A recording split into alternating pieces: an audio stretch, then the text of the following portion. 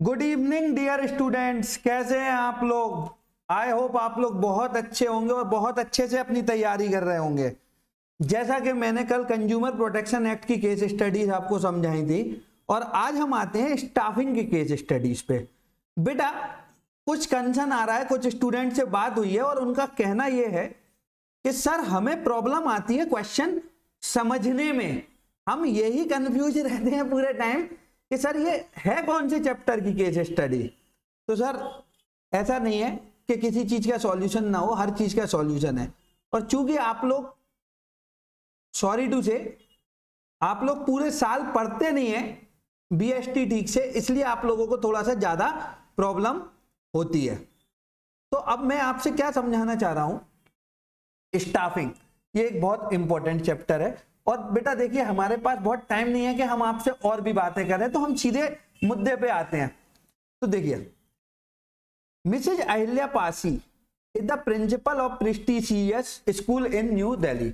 एक बहुत रेप्यूटेटेड स्कूल की वो प्रिंसिपल है, ठीक है। School has a vacancy of headmistress and headmaster of junior wing, मतलब उनको जूनियर विंग में एक हेडमास्टर अपॉइंट करना है। एक तो ये तरीका हो गया, या दूसरा तरीका जो आप कर सकते हैं वो क्या है, आप सीधे सबसे पहले कंक्लूजन पे जंप करिए। मतलब ये आपसे पूछ क्या रहा है, यहां क्वेश्चन पे देखिए, briefly explain any 3 justification management can provide to convince the staff. देखो बहुत सिंपल सी बात है, बच्चे कहते सर हमें यही पता नहीं चल रहा, स्टाफिंग है, डायरेक्टिंग है, यहां क्या आ गया, स्टाफ आ गया। स्टाफ, रिक्रूटमेंट की बात आ गई। रिक्रूटमेंट किस में आता है बेटा, स्टाफिंग में आता है। तो हमें तो सबसे पहले यही समझना है ना कि ये केस स्टडी है किस चीज की, तो ये केस स्टडी है स्टाफिंग की। ये हो गया एक पॉइंट। अब दूसरा पॉइंट क्या है कि अब हमें यह आइडेंटिफाई करना है कि क्वेश्चन में पूछा क्या है। तो यहां देखिए ये डायरेक्टली आपसे पूछ रहा है, briefly explain any 3 justification the management can provide to convince the staff for inviting application of external candidate। मतलब उनको कहते हैं ना अपनों से लड़ना है, और अपनों से लड़ने का मतलब वो क्या है, वो एक्सटर्नल रिक्रूटमेंट की बात कर रहे हैं। और यहां हमें टाइप ऑफ एक्सटर्नल रिक्रूटमेंट नहीं समझाना है, हमें क्या समझाना है कि उनको कन्विंस करना है कि एक्सटर्नल रिक्रूटमेंट हमारे लिए क्यों फायदेमंद है। तो उनको बेटा क्या समझाना है, उनको आपको एक्सप्लेन करना है मेरिट ऑफ एक्सटर्नल सोर्सेस। बात आ गई समझ में। तो मेरा एक बहुत सिंपल सा सुझाव है आपको, आप कंक्लूजन पे जंप करिए तो आपको ज्यादा अच्छे से समझ में आएगा। क्योंकि बड़ा क्वेश्चन होता है तो बच्चों को लगता है कि सर हाँ बहुत टाइम लग रहा है और पता नहीं, समझ में नहीं आए। लेकिन नॉर्मली अगर आपको एंड का कंक्लूजन क्वेश्चन समझने के बाद भी पता नहीं चले तो आप पूरा क्वेश्चन पढ़ो। लेकिन मेरी एक एडवाइस है, देखिए मैं हमेशा कहता हूं कि आप बिल्कुल मेरा मेथड नहीं फॉलो करो, किसी का भी फॉलो मत करो, अपना करो। लेकिन मैं ये ओपिनियन किस बेस पे दे रहा हूं, अगर मैं आपकी जगह होता तो मैं ऐसा करता। मतलब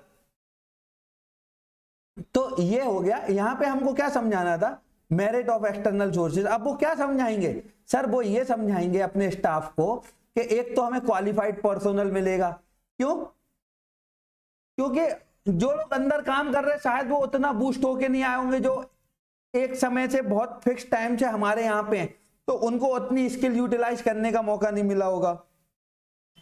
फिर हमें बहुत सारी चॉइस मिलेगी, बहुत सारी एक्सपर्टाइज मिलेगी, ठीक है। उसके बाद हमको फ्रेश टैलेंट मिलेगा, और आजकल क्या है, युवाओं का जमाना है, आप जैसे नए टैलेंट चाहिए लोगों को। तो जो कुछ नया लेके आएंगे हमारे लिए, नई सोच, शार्क टैंक इंडिया, ये क्या है, नई सोच है, कॉम्पिटिटिव स्पिरिट। और बेटा जब आप एक जगह 10 साल से हो तो आपको पता है अब मैं तो यहां फिक्स हूं, आप अपने काम में कहीं ना कहीं लीनियंट होते हो।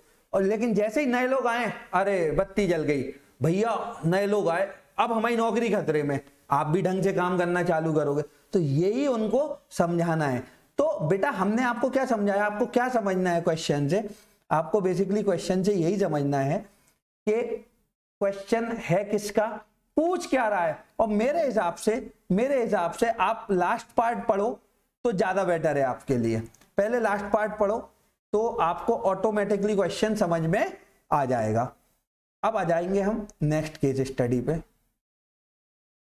सर ये नेक्स्ट केस स्टडी क्या है, ये हमें बहुत डिटेल में पढ़नी है। राधिका गारमेंट मैन्युफैक्चर ऑफ, ठीक है, उन्होंने ये सब किया। पहले हमने जैसा कहा कि हम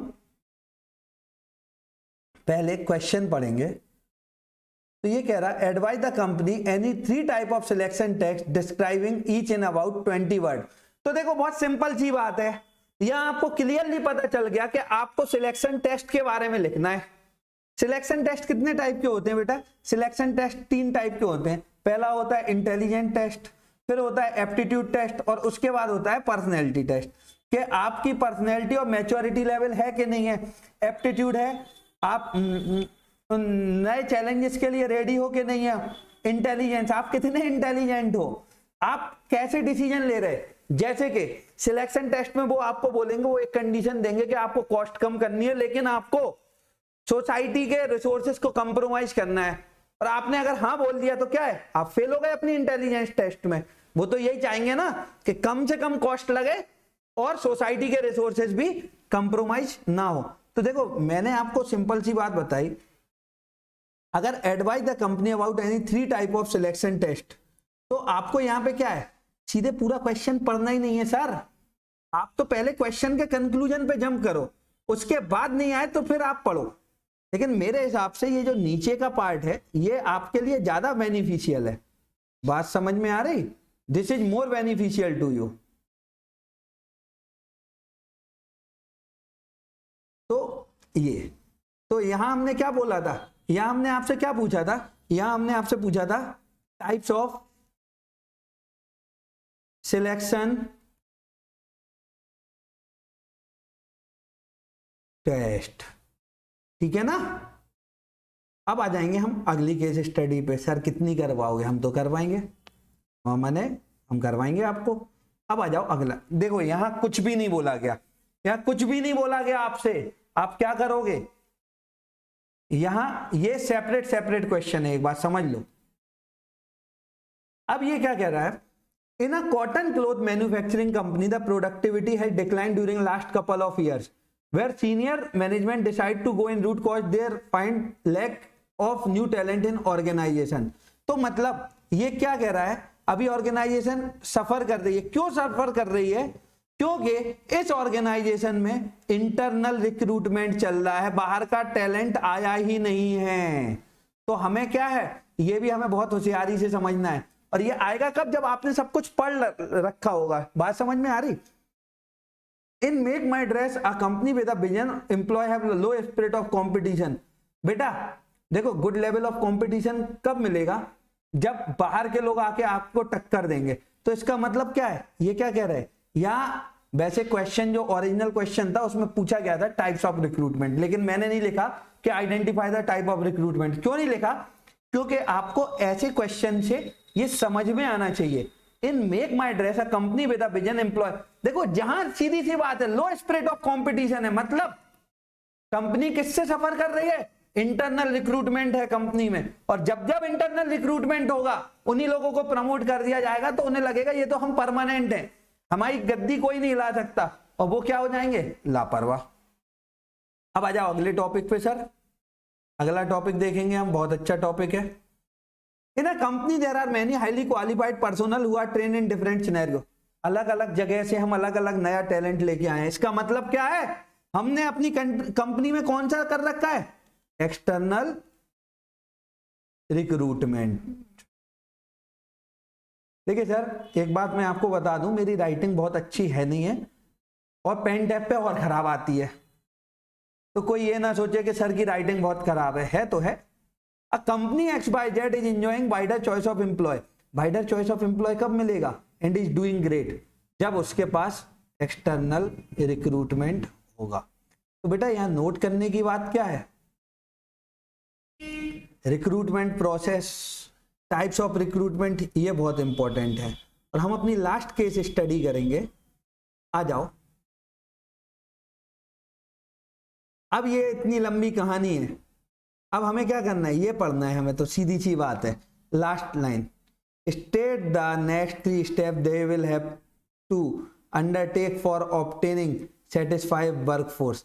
मतलब अब उन्हें एक वर्कफोर्स को रिक्रूट करना है, तो बेसिकली उन्हें करना क्या है यहाँ पे, उन्हें क्या फॉलो करना है यहाँ पे, उनको फॉलो करना है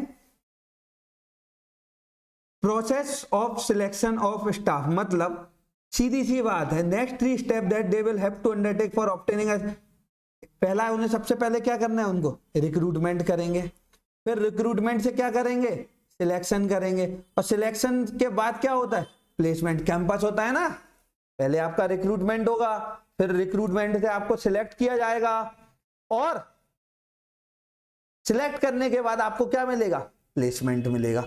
तो देखो बेटा, हमने तुमसे क्या कहा, तुम ये कहानी पढ़ने गए, तुम पहले ये पढ़ लो ना, तुम्हें समझ में आ जाएगा।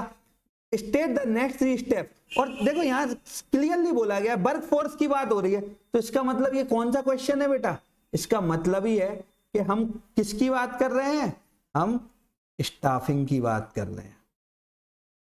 ठीक है, थैंक यू। आगे भी मैं अपलोड करता रहूंगा और सारे चैप्टरों पे, तब तक आप लोग पढ़ाई जारी रखें, अपना ध्यान रखें, take care, God bless you all.